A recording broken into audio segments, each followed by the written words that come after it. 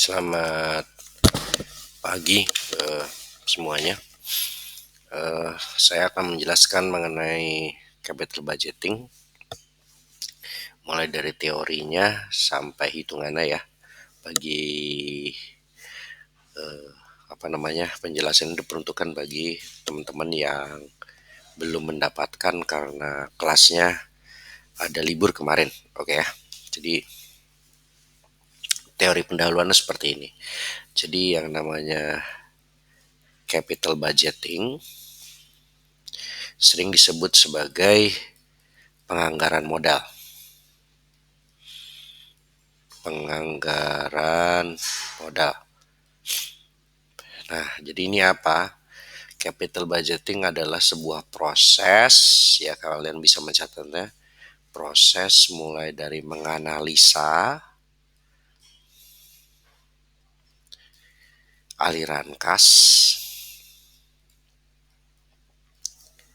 sampai memilih proyek ataupun investasi yang sifatnya jangka panjang. Jadi ada dua proses ya, menganalisa dan memilih ini. Yang sifatnya jangka panjang ya, memilih proyek yang sifatnya long term. Proyek-proyek ini memiliki manfaat yang sifatnya jangka panjang. Nah, jadi dua proses ini. Makanya nanti prosesnya kita bagi dua, yaitu proses menganalisa aliran kas dan proses memilih proyeknya tersebut. Suatu proyek jangka panjang itu biasanya membutuhkan aliran uang ya, aliran modal. Jadi proses menganalisa dan memilih proyeknya itu penganggaran modal atau capital budgeting. Nah, untuk membayarnya atau mengeluarkan uangnya disebutnya namanya capital expenditure. Jadi pengeluaran aliran kas keluar, pengeluaran uang untuk membeli barang-barang atau aset-aset yang sifatnya jangka panjang, capital itu ya ininya. Itu capital expenditure. Pengeluaran kalau bahasa Indonesianya pengeluaran modal. Nah, ini pengeluaran modal. Nah, oke ya. Sekarang kita lanjut dulu. Suatu proyek jangka panjang itu biasanya ada eh, dua sifat ya. Sifat proyek ada yang satu namanya mutually eksklusif.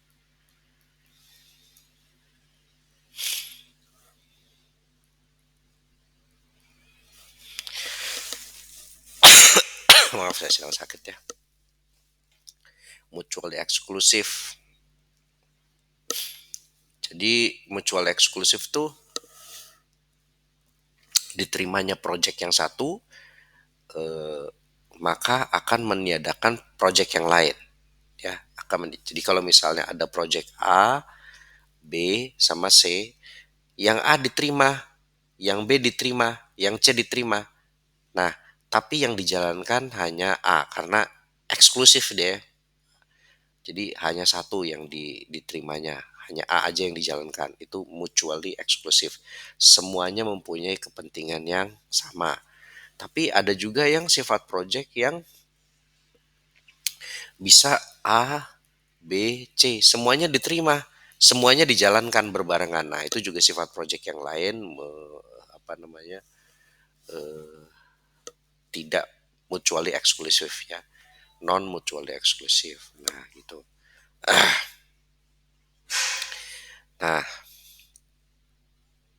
karena tadi dua ininya ya, dua suatu project itu ada dua tahap. Satu itu kita menilai aliran kasnya, cash flow-nya. Satu lagi memilih project yang mana. Nah, sekarang kalau kita lihat cash flow itu ada tiga cash flow-nya dalam projectnya itu, dalam capital budgeting. Yang satu namanya menentukan initial cash flow, lalu menentukan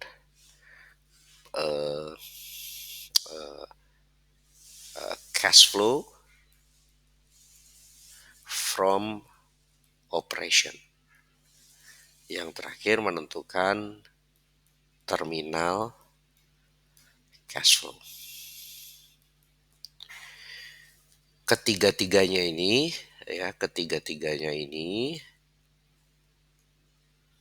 kita sebut menentukan relevan cash flow. Jadi aliran cash flow yang relevan bagi project itu tiga ini, initial, cash flow from operation, dan terminal. Ini tiga ini. Namanya menentukan relevan cash flow. Kita akan menghitung nanti.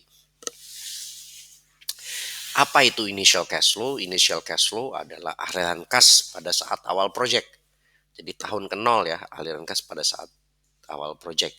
Biasanya aliran kas ini adalah aliran kas yang sifatnya outflow atau keluar nih, bayar. Nah, cash flow from operation adalah aliran kas di mana ketika project sedang berlangsung. Biasanya projectnya berlangsung misalnya selama 10 tahun, berarti aliran kas keluar ataupun masuk selama 10 tahun tersebut. Kita prediksi gitu ya, keluar atau masuknya. Dan aliran kas terminal sudah pasti bahwa itu aliran kas yang paling terakhir ya, akhir project, ketika projectnya dijual lagi, barangnya dijual ataupun dilikuidasi dan sebagainya. Itu yang terminal. Jadi tiga ini. Setelah ketemu tiga relevan cash flow tiga ini, kita akan menilainya dengan metode-metode capital budgeting. Dengan metode capital budgeting. Generally ada tiga ya, umumnya ada tiga. Ada yang namanya payback period, ada yang namanya net present value, ada yang namanya IRR. Saya sudah pernah menjelaskan dua ini ya, net present value atau namanya NPV dan IRR, tapi bentuknya agak berbeda, namanya aja bukan NPV sama IRR, tapi kalian akan lebih familiar. Jadi untuk kali ini konsentrasi akan pada ada di penjelasan mengenai cash flow-nya bagaimana, dan ini yang agak sulit, yang panjang. Ya. Jadi ada initial, cash flow formation, terminal cash flow. Nah, saya akan menjelaskan hitungannya ini menggunakan contoh soal langsung ya. Yang paling gampang adalah contoh soal pergantian mesin ya. Itu pergantian mesin tuh kita membeli mesin itu kan memberikan manfaat jangka panjang. Nah, makanya tergolong sama aset jangka panjang. Ketika mau dibeli, kita harus analisa mesin ini yang mau dibeli ini manfaatnya gimana jangka panjangnya, pengeluarannya bagaimana sekarang, terakhirnya bagaimana. Nah, itu akan dibahas di slide selanjutnya.